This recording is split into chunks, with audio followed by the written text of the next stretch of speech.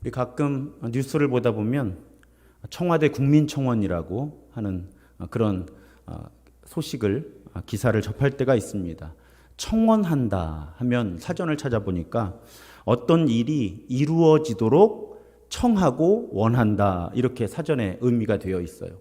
그렇게 보면 여러분 사실은 기도는 청원입니다.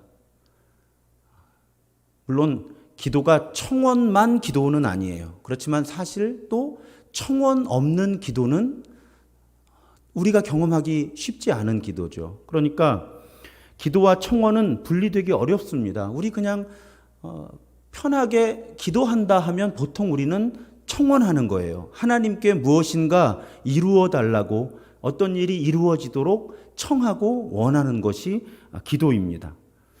주님의 기도 역시 청원이에요. 전부가 청원은 아니고요. 그렇지만 역시 주님의 기도도 그 핵심은 청원입니다. 그러면 주님의 기도가 구조를 볼 때 어떤 청원으로 되어 있느냐, 어디부터 어떻게 하나의 청원으로 끊어내느냐에 따라서 조금 다른 이견들이 있기는 하지만 저는 주님의 기도가 6가지 청원을 가지고 있다고 그렇게 보고 있어요. 처음 3개의 청원은 소위 하나님에 관한 청원입니다.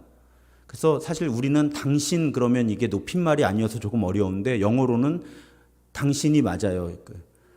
하나님 당신, 영어로는 우리말로는 그 좀 부담스럽지만 그래서 당신 청원 혹은 하나님 청원이라고 부르는 청원이 주님의 기도 앞에 3가지 청원이 있습니다.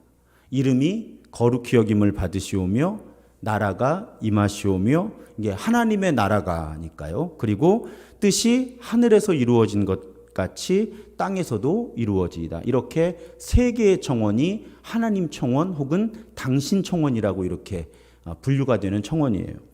다음에 이어지는 3개의 청원은 이제 우리 청원이라고 부르는 청원이에요. 오늘 우리에게 일용할 양식을 주시옵고 오늘 우리가 우리에게 죄 지은 자를 사하여 준 것 같이 우리 죄를 사하여 주시옵고 우리를 시험에 들게 하지 마시옵고 다만 악에서 구하시옵소서.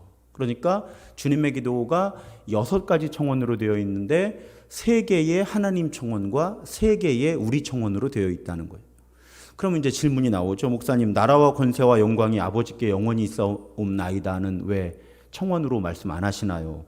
사실은 이 부분은 학자들마다 의견이 다르긴 하지만 제가 분석한 결론에 따르면 이 나라와 권세와 영광이 아버지께 영원히 있사옵나이다는 청원이 아니라 송영이에요. 찬양. 나라와 권세와 영광이 아버지께 영원히 있사옵나이다라는 송영, 찬양으로 기도를 마무리하는 것으로 봅니다. 왜 그런가 하면 여러분 주님의 기도 성경에 이렇게 보시면 그 마지막에는 숫자가 이렇게 써 있는 성경들이 많으실 거예요. 그리고 밑에 가서 보면 어떤 초기 사본에는 이 고백이 없다라고 설명이 되어 있어요. 그러면 이걸 어떻게 해석을 하는가 하면 처음에는 이 나라와 권세와 영광이 아버지께 영원히 있사옵나이다를 주님의 기도의 일부로 삼지 않았다가 점점 시간이 흐르면서 이 주님의 기도를 우리도 예배 시간에 고백하잖아요. 근데 예배 시간에 많은 찬양과 이런 송영과 신앙의 고백 가운데 기도를 이 나라와 권세와 영광이 아버지께 영원히 있사옵나이다로 마치기 시작했다는 거죠, 교회들이. 그러면서 이제 이 고백도 주님의 기도의 일부로 정식으로 받아들여졌다. 이렇게 보는 겁니다. 그러니까 마지막 나라와 권세와 영광이 아버지께 영원히 있사옵나이다는 청원이 아니라 찬양, 송영, 하나님의 이름을 높이는 것. 앞에 하늘에 계신 우리 아버지는 하나님 부르는 거죠. 우리가 기도하는 대상. 그렇게 빼고 3개의 하나님 청원과 3개의 우리 청원으로 주님의 기도는 구성되어 있다는 것입니다. 그 청원 하나하나를 오늘부터 살펴볼 텐데요. 그런데 첫 번째 청원을 살펴보기 전에 중요한 메시지가 하나 있는데 바로 청원의 순서예요. 제가 욥기를 강의하면서 저도 그렇게 관찰한 적은 없었는데 이번에는 그런 관찰을 하게 돼요. 왜 이렇게 말이 길까? 왜 이렇게 구조가 복잡할까? 그러면서 제가 며칠 전에 매일 기도회 때 그렇게 말씀드렸잖아요. 그만큼 우리 삶에 이해하고 설명할 수 없는 고난의 문제가 복잡하고 우리들이 어떤 이번 주일 설교 주제가 되겠지만 신학적으로 신앙적으로 뭔가 신념을 갖게 되면 그걸 바꾸기가 어려운 거예요. 그래서 욥기의 길이 자체가 메시지고요. 욥기에서 독백도 했다가 논쟁도 했다가 그런가 하면 또 끝날만 하면 엘리후가 치고 나오고 이런 구조 자체가 메시지라는 거죠. 그만큼 고난의 문제를 우리가 이해하고 감당하기가 어렵다. 그런데 이 주님의 기도의 청원 세 개의 순서도 메시지라는 거예요. 어떤 메시지일까요? 기도는 하나님에 관한 것이다. 우리에 관한 것이 아니다. 그러니까 순서에 우선순위가 어디에 있느냐? 하나님 청원이 우선순위다. 왜요? 하나님 청원이 우선순위라고 예수님이 안 가르쳐 주시면 우리는 자연스럽게 우리 주여 하면 내 기도 나오지 하나님이 이름이 높임을 받으시고 이러기 쉽지 않잖아요. 그래서 순서 자체가 메시지인 거예요. 우리 기도할 때 주여는 부르잖아요. 보통 아버지 이렇게. 그러니까 주님의 기도 순서랑 맞아요. 그건 뭐라고 부르든. 그런데 보통 우리는 바로 우리 청원으로 넘어갈 수밖에 없다는 거예요. 그게 우리 본성이죠. 아니 지금 내 문제를 청원해야 되는데 내 문제를 부탁해야 되는데 내 문제가 이루어지도록 하나님께 청하고 원하는 게 기도인데 그래서 주님은 의도적으로 하나님 청원, 당신 청원이라고 부르는 청원을 앞에 두셨다는 거예요. 그렇게 기도하도록 우리에게 가이드를, 지침을 주지 않으면 우리의 기도는 우선순위를 잃기 때문에. 그러니까 기도는 하나님에 관한 것이다. 그리고 다음 주와 그 다음 주에 보다 분명히 드러나겠지만 기도 가운데 구하는 청원은 하나님의 뜻을 구하는 것이다. 그 메시지를 분명하게 우리에게 알려주시기 위해서 주님의 기도를 가르쳐 주시면서 하나님 청원 셋을 먼저 뱉지 섞지도 않으셨어요. 섞지도 않으셨어요. 그냥 하나님 청원 셋이 먼저 나오고 그 다음에 우리 청원이 나오는 거죠. 만약에 이렇게 안 가르쳐 주셨으면 저도 하나님 병이 낫게 해주십시오. 하나님 일용할 양식을 주십시오라는 기도를 먼저 할 수밖에 없었을 거예요. 제가 주일 기도 써나갈 때 주님의 기도 써놓고 보고한다고 말씀드렸잖아요. 안 그러면 저도 우리 회중들도 생각하고 하다 보면 우리의 필요를 먼저 구하고 싶은 마음이 매우 강하거든요.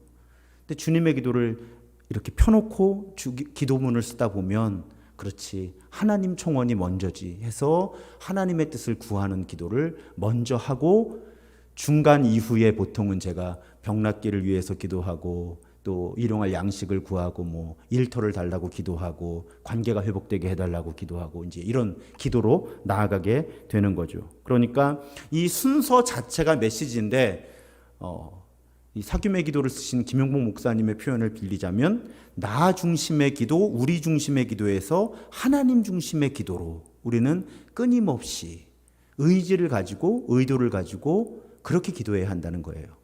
안 그러면 자연스럽게 우리의 무게중심은 나와 우리 청원에 맞추어지니까. 그래서 우리가 주일 예배 때 주님의 기도를 반복할 때마다 그 고백을 새롭게 하는 거죠. 하나님 청원이 먼저입니다.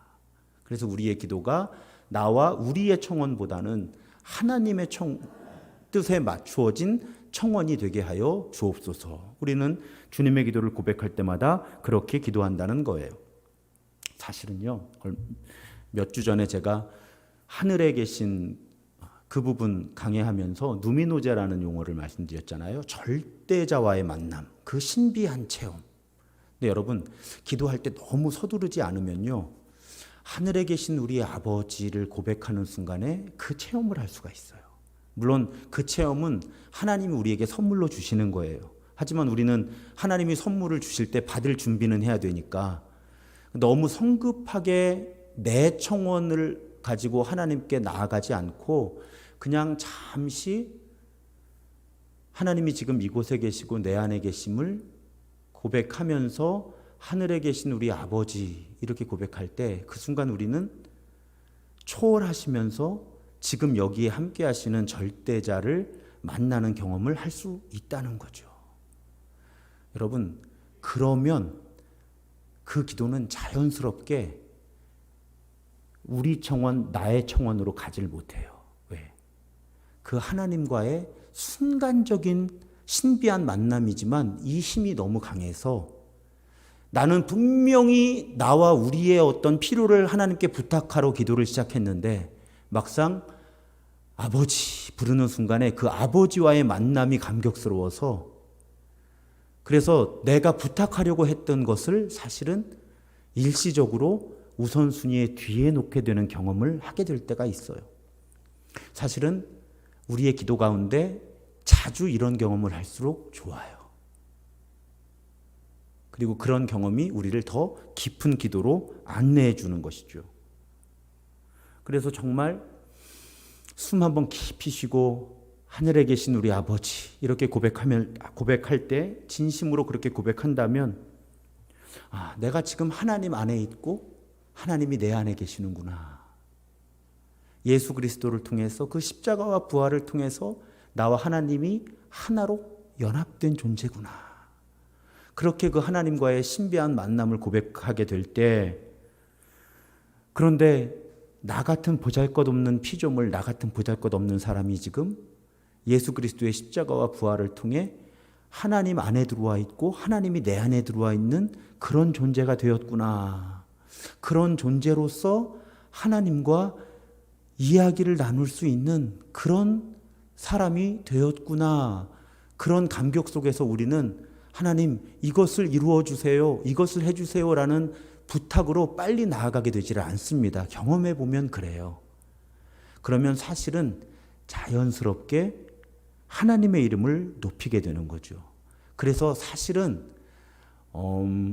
의도와 의지를 많이 가지고 있지 않아도 하나님의 임재 연습을 계속 하다 보면 나도 모르게 기도를 시작하면 하나님의 이름을 부른 다음에 그 하나님과 하나됨 속에서 자연스럽게 우리는 하나님의 이름을 높이고 싶은 고백을 하게 됩니다. 그 고백이 바로 이름이 거룩히 여김을 받으시오며예요. 이건 사실은 우리의 타락한 본성을 거스르는 일입니다. 제가 주일 예배 때마다 하나님이 이곳에 계시고 우리 안에 계심을 고백하는 그 고백이 임재 연습이거든요. 제가 만든. 호흡이랑 같이 하면 참 좋아요. 숨을 들이마시면서 하나님은 물론 이미 내 안에 계시지만 하나님이 공기, 바람이잖아요. 루아 성경에 보면. 그러니까 바람 같은 성령이 내 안으로 들어오시고 이곳에 가득하시고 그러면 우리에게 영적인 감각이 이렇게 연습이 돼요. 그럼 그 영적인 감각이 이렇게 연습이 되면 기도하려고 아버지 혹은 하나님 이렇게 부르는 순간 그 하나님과 내가 하나가 되어 있다고 고백하게 되는 순간이 있어요. 그러면 우리는 그 하나님의 이름이 거룩히 여김을 받으시오며 라고 고백할 수밖에 없어요. 그래서 사실은 주님의 기도는 매우 낯선 기도이기도 하지만 우리가 정말 하나님의 임재 연습을 하다 보면 사실은 자연스럽게 그 순서로 우리는 기도할 수밖에 없게 됩니다. 자, 그러면 이름이 거룩히 여김을 받으시오며 라는 고백의 의미는 무엇일까요? 여러분 이미 많이 이해하고 계시지만 이스라엘, 이 고대시대 이스라엘의 어법에서 이름은 그냥 그 대상이잖아요. 하나님의 이름은 하나님을 의미해요. 그래서 출애굽기 20장 7절에 보면 10계명의 제3계명이죠. 너는 내 하나님 여호와의 이름을 망령되게 부르지 말아라. 하나님의 이름을 망령되게 부르지 말아라. 이게 무슨 뜻이에요? 이름을 함부로 부르지 말라는 뜻이거든요. 세번역으로 하면. 이름을 함부로 부르지 말라는 건 무슨 뜻이에요? 하나님을 함부로 대접하지 말라는 거죠. 함부로 말하지 말라는 거예요. 그러니까 하나님의 이름을 함부로 부르는 것은 하나님을 함부로 대하는 거예요. 이름이 그 대상이에요. 그래서 하나님의 이름이 거룩히 여김을 받게 해달라는 청원은 결국은 하나님이 거룩히 여김을 받게 해달라는 청원이에요. 하나님의 이름이라고 고백했지만 사실은 우리들의 감각에서는 하나님이 거룩히 여김을 받으시오며라는 의미라는 거죠. 거룩이라는 말은 구별되다라는 뜻이고 그럼 하나님의 이름이 거룩히 여김을 받게 해달라. 하나님이 거룩히 여김을 받게 해달라는 건 하나님이 모든 피조물들과는 다른 분이 되게 해달라는 고백이에요. 이상하죠. 논리의 모순이 여기 있는 거예요. 여러분, 하나님은 이미 거룩하신 분이에요. 태초부터 영원토록 하나님은 거룩하신 분이에요. 이건 누가 어떻게 할 수 있는 문제가 아니잖아요. 근데 왜 주님의 기도에서 하나님의 이름이 거룩히 여김을 받으시오며라고 기도하게 하셨을까요? 이미 하나님은 거룩하신 분인데, 하나님의 이름이 거룩한데 왜 하나님의 이름이 거룩히 여김을 받으시오며라고, 이미 이건 이루어진 일이고 변할 수 없는 일인데 왜 이것을 기도하게 하셨을까요?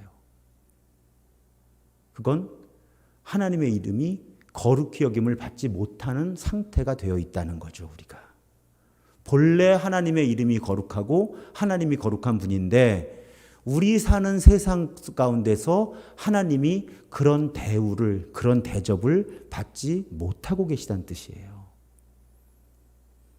그래서 결론부터 말씀드리면 그것이 바로잡혀야 한다는 청원이에요. 하나님은 거룩하신 분이에요. 본래 그런 분이에요. 그런데 지금 이 세상에서 하나님이 거룩히 여김을 받지 못하고 계신 거예요. 하나님이 부당한 대우를 받고 계신 거죠. 그래서 우리가 기도할 때 가장 앞에 예수께서 청원하게 하신 건 이것이 바로잡혀야 된다는 거예요. 하나님이 본래 거룩하신 분이라고 하는 사실을 기도하는 사람뿐 아니라 온 세상이 고백하게 되어야 한다.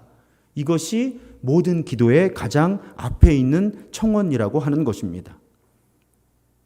그러니까 정리하면 하나님의 이름이 거룩히 여김을 받게 해달라고 하는 청원은 하나님이 덜 거룩한 존재여서 거룩하게 해달라는 기도가 아니라 하나님이 본래 거룩하신데 우리가 하나님을 거룩하게 여기지 않는 이 문제를 바로잡게 해달라고 하나님께 청원하는 거예요. 그래서 공동번역에서는 이 청원을 이렇게 번역해요. 저는 적절한 것 같아요. 온 세상이 아버지를 하나님으로 받들게 하시며.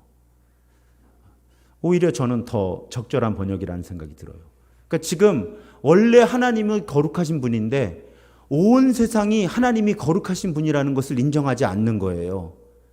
그래서 주님의 기도의 첫 번째 청원에서 우리는 온 세상이, 우리가 이미 이름을 불렀잖아요. 하늘에 계신 우리 아버지, 그 아버지를 거룩한 하나님으로 받들게 해 주십시오. 이것이 사실은 우리 기도의 가장 앞에 위치하고 있는 기도여야만 한다. 사실은 제가 어려서부터 이 의미를 깨닫기까지 30몇 년 동안 한 번도 그렇게 기도해 본 적이 없는 것 같아요. 그런데 예수는 아주 분명하게 온 세상이 하나님을 거룩한 아버지, 하늘에 계신 아버지로 고백할 수 있게 해 주십시오. 이것이 우리의 기도 가운데 가장 앞에 놓여 있는 청원이어야 한다. 그렇게 가르쳐 주셨다는 것입니다. 그러면 대략 두 가지 의미로 해석해 볼 수 있어요. 또 실천해 볼 수 있습니다. 첫 번째는 기도하는 내가 하늘에 계신 우리 아버지 불렀잖아요. 그 의미 우리 지난 2주 동안 나누었어요. 바로 그분의 거룩함을 인정하면서 그렇게 기도하게 해달라. 그렇게 우리는 하나님께 청원하는 것입니다. 다시 한번 말씀드리지만요. 이게 좀 적절할지 모르겠는데 공부는 많이 하는 게 중요한 게 아니고요. 잘하는 게 중요해요. 근데 많이 하면 잘하면 좋겠는데 많이 하는 거라 한다고 잘해지지는 않거든요. 기도도 마찬가지예요, 여러분. 많이 하면 보통 잘하게 되는데 많이 한다고 자동적으로 잘하게 되질 않아요, 기도가. 제가 개인적으로 지금까지 자라온 환경 속에서 제가 경험한 건 기도를 무조건 많이 한다고 기도를 잘하게 되는 건 아니에요. 마치 무조건 말을 많이 한다고 말을 잘하는 건 아니잖아요. 오히려 우리 말을 잘한다 하는 사람들은 사실은 말을 절제하는 분들이 말을 잘하는 거잖아요. 기도가 하나님과의 대화라면 같은 원리예요. 말을 많이 한다고 기도를 잘하는 건 아니다가 아니라 아닐 수 있다. 이건 사람과 사람 사이의 대화를 보시면 알잖아요. 설교가 그렇잖아요. 긴 설교라고 무조건 은혜를 받는 건 아니잖아요. 모든 원리가 다 그래요. 그러니까 우리는 기도를 많이 해야 되는 압박을 받아요. 한국교회 교인들이. 그런데 제가 자라온 환경에서는 기도를 많이 해야 한다는 압박은 무지하게 받았거든요. 그런데 기도를 잘해야 된다는 압박을 받아본 적이 별로 없어요. 저는 그랬어요. 그러니까 늘 기도를 많이 하려고 애를 썼지 기도를 잘하려고 애를 써본 적이 별로 없었어요. 저는 그랬어요. 늘 기도의 시간으로 측정을 했어요. 새벽 기도회를 일주일에 몇 번을 내가 하는가로 측정을 했어요. 의미 있는 일이에요. 하지만 그것만으로 성숙한 기도라고 말할 수 없다는 거죠. 기도는 많이 하는 것도 중요하지만 잘하는 것이 중요하다는 거예요. 마치 1시간의 대화를 나눴지만 그 대화가 굉장히 의미 없이 느껴지거나 혹은 오히려 서로에게 상처와 아픔을 주는 대화일 수도 있거든요. 그런데 5분, 10분을 만났지만 내가 아주 의미 있는 만남을 가졌고 아주 깊이 있는 대화를 나눴다고 느낄 수도 있잖아요. 그러니까 기도는 많이 하는 것만큼 혹은 더 중요한 것이 잘하는 거예요. 근데 기도를 잘하기 위해 제일 중요한 것 한 가지가 무엇이냐면 하나님이 어떤 분이신지를 알아가는 거예요. 이게 틀어지면 제가 이 주님의 기도 시리즈 앞부분에 지금 3번째, 4번째 설교를 하면서 매주 강조할 수밖에 없는 거예요. 하나님이 어떤 분이신지를 오해하면 기도는 아무리 많이 해도 틀어질 수밖에 없는 거예요. 왜? 이 기도를 듣는 분에 대한 이해가 잘못되어 있으니까. 그러니까 주님의 기도에서 하늘에 계신 우리 아버지 그 의미를 이해하고 고백하는 것만으로 부족한 거예요. 그래서 바로 첫 번째 청원도 그 하늘에 계신 우리 아버지의 이름이 거룩히 여김을 받으셔야 합니다라는 고백을 예수님은 첫 번째 청원으로 우리에게 가르쳐 주신다. 그래서 우리는 늘 기도함에 있어서 하나님이 어떤 분이신가를 더욱 깊이 있게 알아가려는 노력, 그것은 크게 2가지의 축으로 이루어지죠. 성경을 말씀을 통해서 그리고 하나님과 나의 사귐을 통해서 경험, 영적인 경험을 통해서 우리는 이 2 축을 통해서 하나님이 어떤 분이신가를 알아가고 주님의 기도 가장 앞부분 또 혹은 모든 우리의 기도의 앞부분에서 그 하나님이 거룩히 여김을 받으시옵소서가 우리 기도의 가장 첫 번째 놓여야 한다는 것입니다.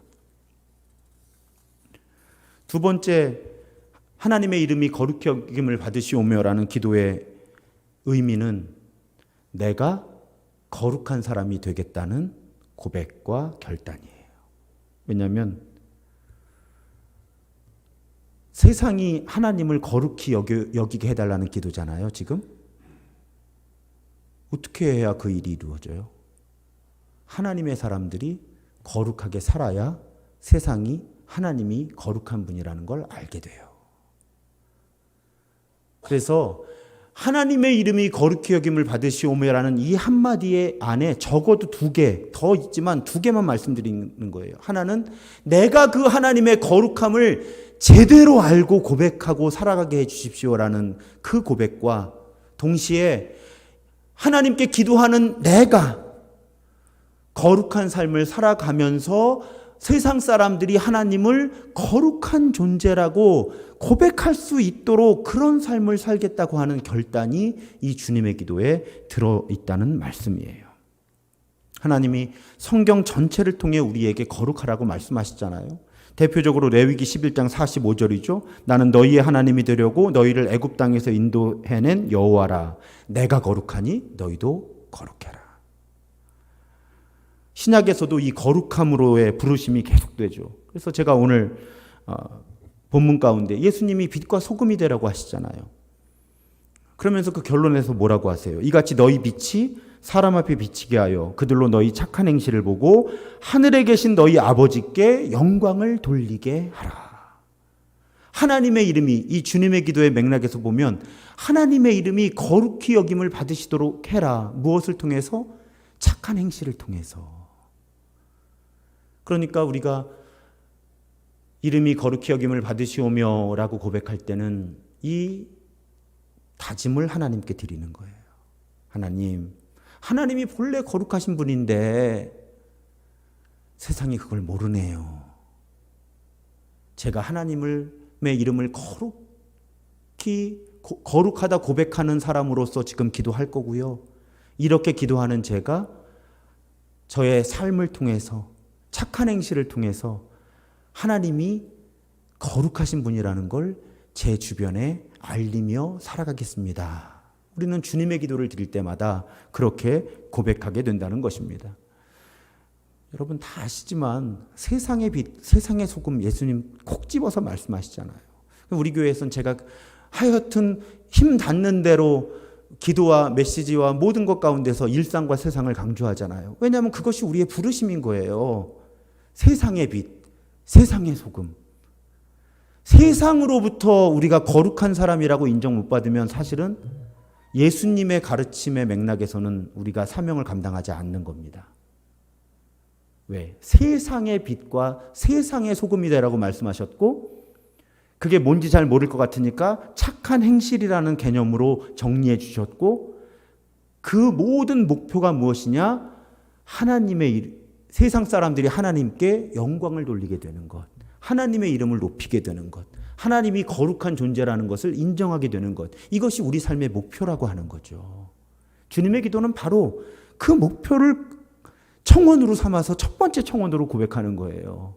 하나님이 본래 거룩하신 분인데 내가 그리고 이 세상이 그 하나님을 거룩한 존재로 여기게 해주십시오.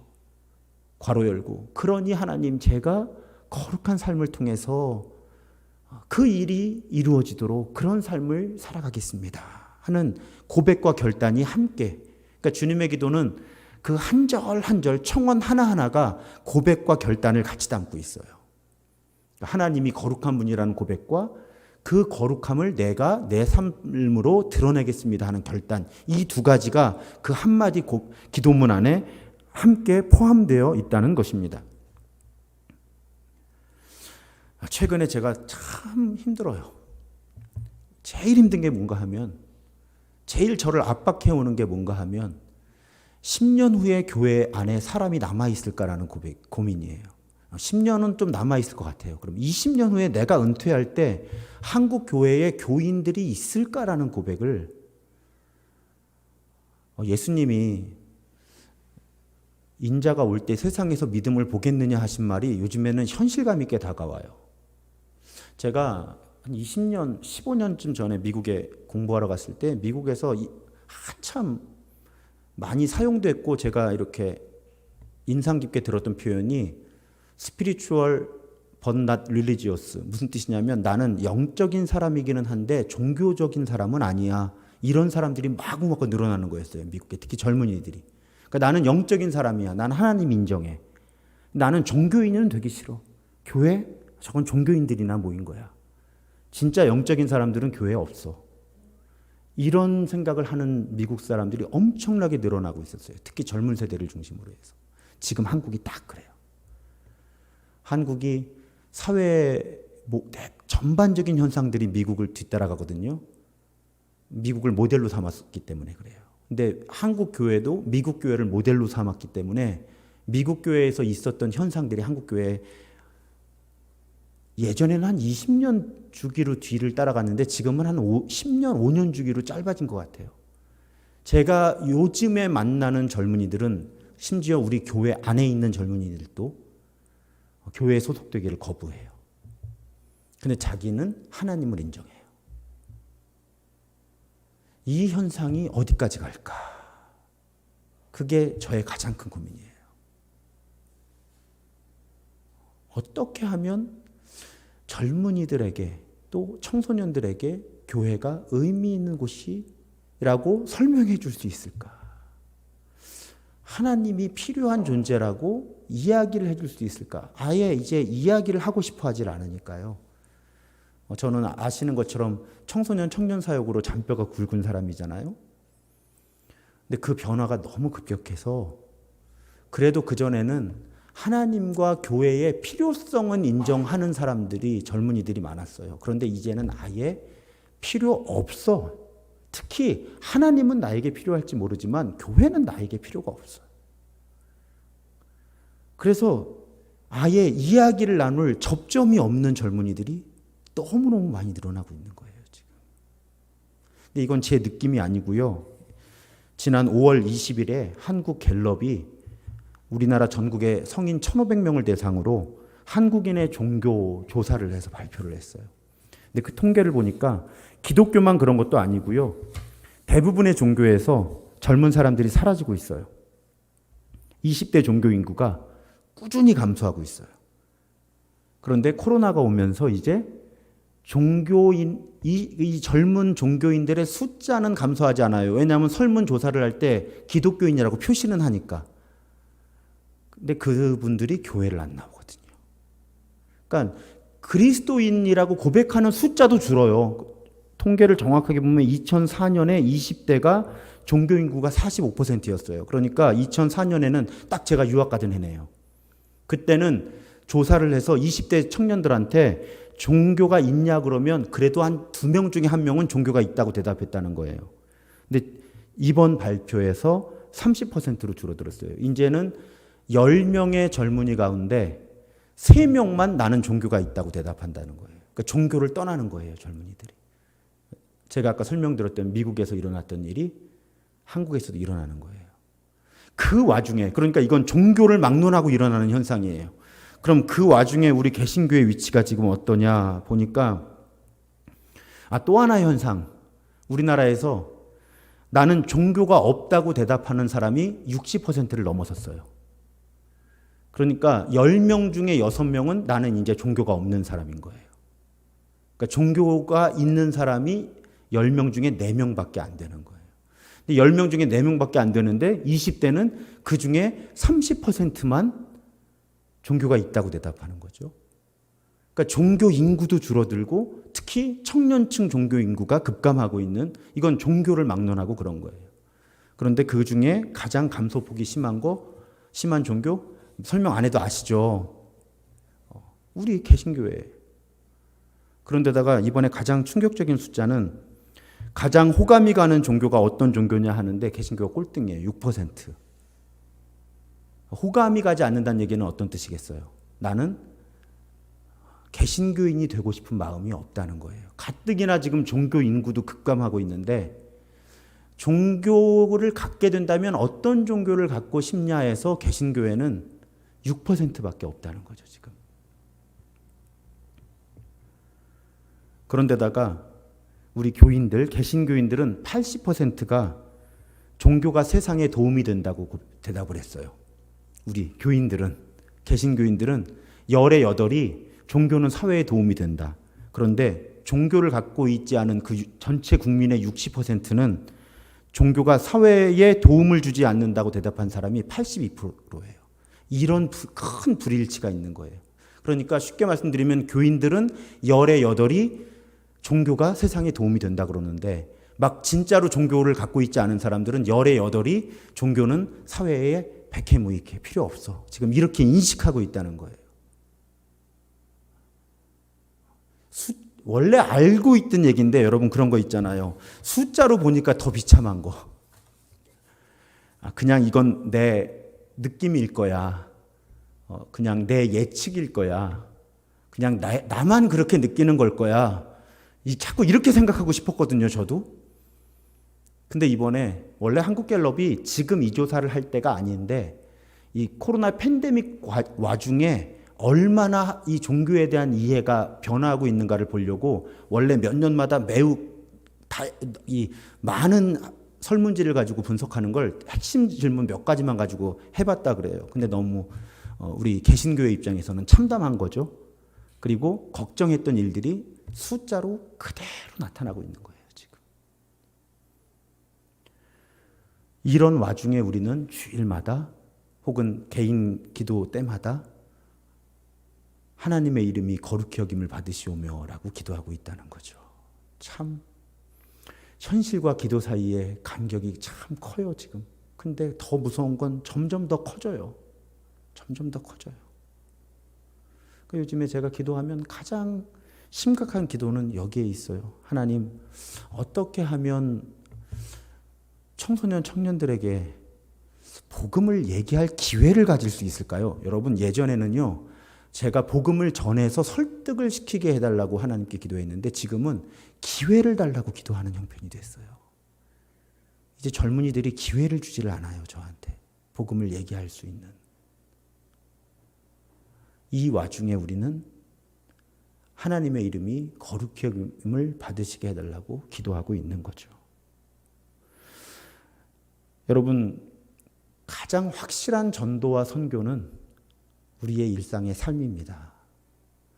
다양한 전도의 방법과 전략이 있고 선교의 방법과 전략이 있고 다 존중하고 인정해요.